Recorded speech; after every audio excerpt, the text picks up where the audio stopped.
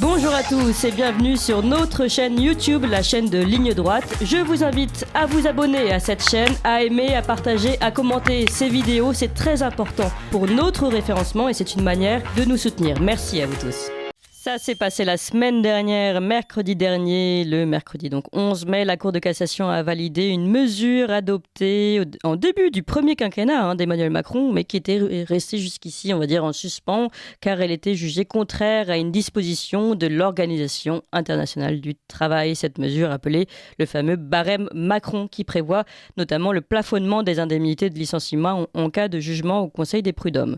Donc un plafonnement d'indemnités qui était considéré jusqu'à maintenant par plusieurs juridictions comme étant en conflit avec l'article 10 de la Convention numéro 158 de l'Organisation internationale du travail, celle qui prévoit que le juge puisse ordonner le versement d'une indemnité adéquate aux salariés, ça veut dire un peu au cas par cas.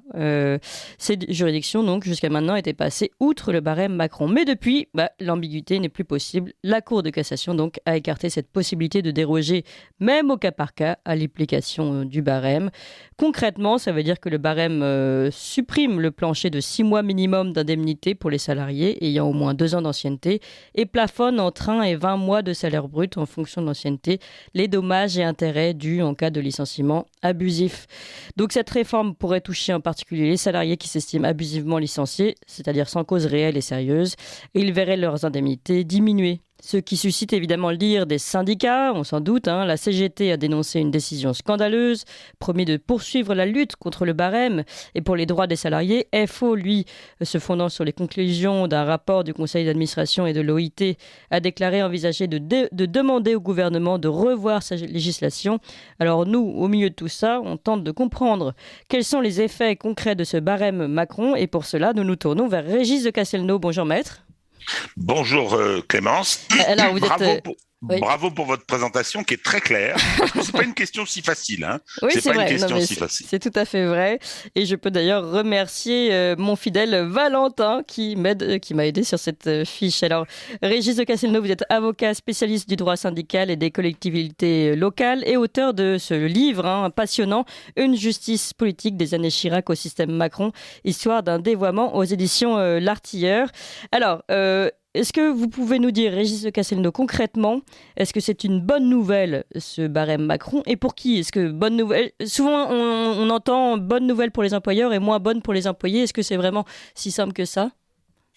Oui, c'est une bonne nouvelle pour les employeurs, mais il faut quand même rappeler que la loi qui a été adoptée par l'Assemblée nationale, régulièrement élue en 2017, j'ai des grosses réserves sur celle de Macron, mais cette Assemblée nationale a adopté un texte, elle est souverainement adoptée, et effectivement, un certain nombre de juridictions ont refusé de l'appliquer. Donc il y avait quand même un réel problème.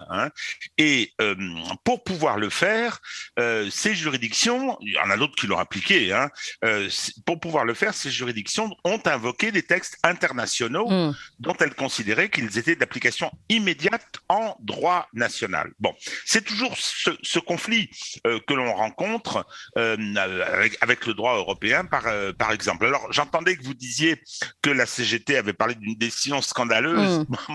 Moi, ça m'amuse un peu. Ils sont bien gentils, la CGT. Ils viennent d'appeler bruyamment à voter pour Emmanuel Macron et après, ils se plaignent des conséquences de son arrivée au pouvoir. Bon, je veux dire, c'est quand même un petit peu facile. Alors oui, mauvaise nouvelle pour les salariés, parce que il y a un principe en droit français qui dit que lorsque vous subissez un préjudice du fait d'une action quelconque, d'une faute commise par un tiers, eh bien, vous devez être indemnisé de la totalité du préjudice. Si on considère qu'un licenciement est fautif, il y a des règles pour ça, etc. Si vous considérez qu'un licenciement est fautif, on doit pouvoir vous indemniser de la réalité de votre préjudice. Bien.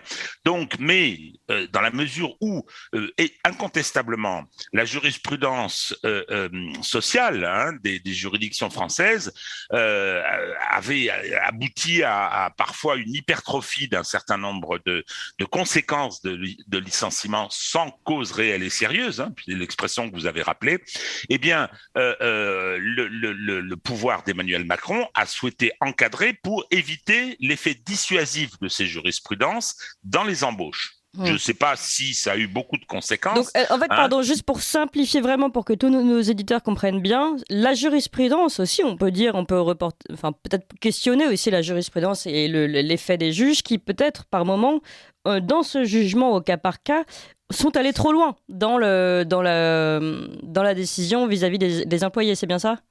Oui, moi, c'est un peu ce que je considère, si vous voulez. On avait le droit social, vous aviez les prud'hommes, c'est une juridiction paritaire en première instance, où vous avez des conseillers patrons, des conseillers employés, et donc il y a une décision qui est prise. Ensuite, ça venait devant la cour d'appel, et puis après la cour de cassation, ce n'est pas un troisième degré de juridiction, mais qui jugeait les questions uniquement en droit.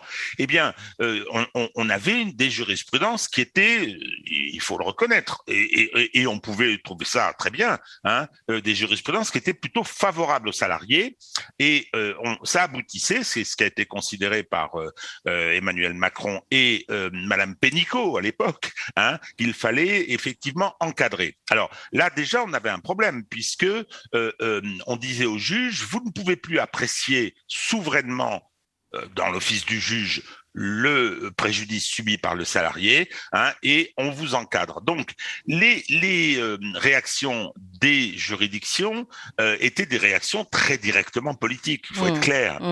C'était une façon de mettre en cause la décision qui avait été prise par l'Assemblée nationale. Personnellement, moi, ça m'embête un peu quand même, et que on invoque des conventions internationales, certes ratifiées par la France, en prétendant qu'elles ont un effet direct en droit national. Alors, on a trouvé une astuce. Il faut être clair.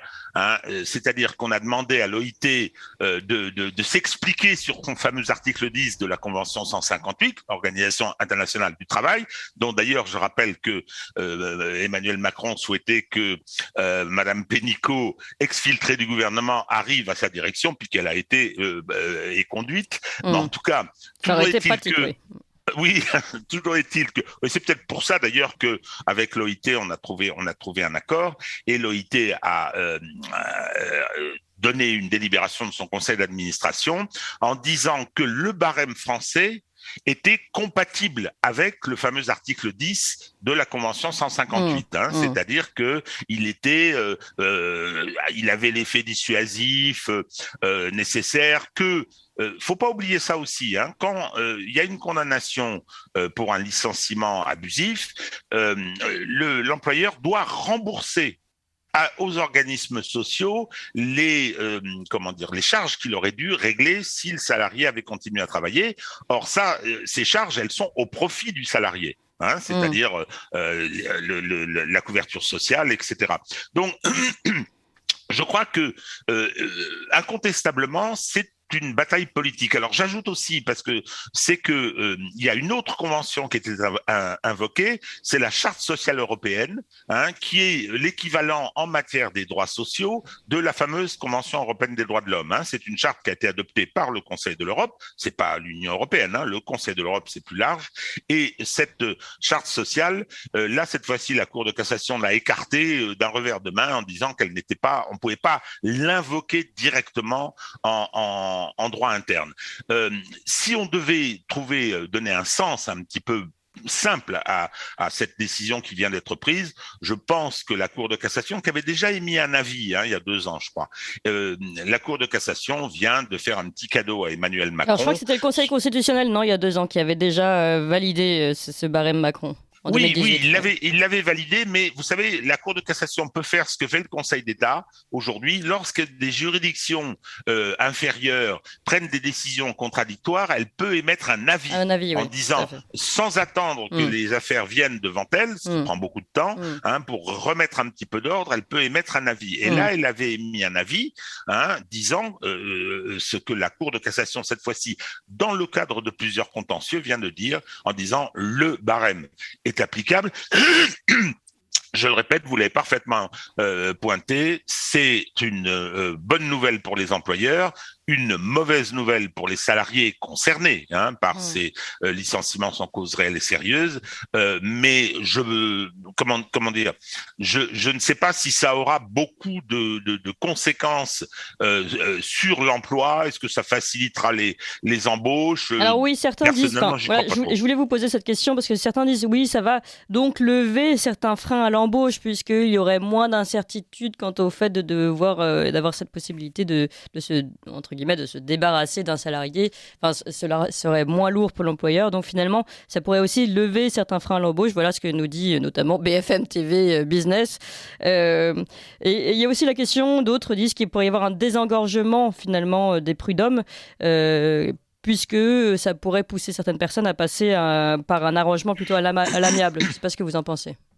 Oui, eh bien, non. Le fait que ça dissuade, le fait que ça favorise l'embauche, ça, j'y crois pas. Si vous voulez, c'est quand il y a des commandes, quand il y a une activité qu'on embauche.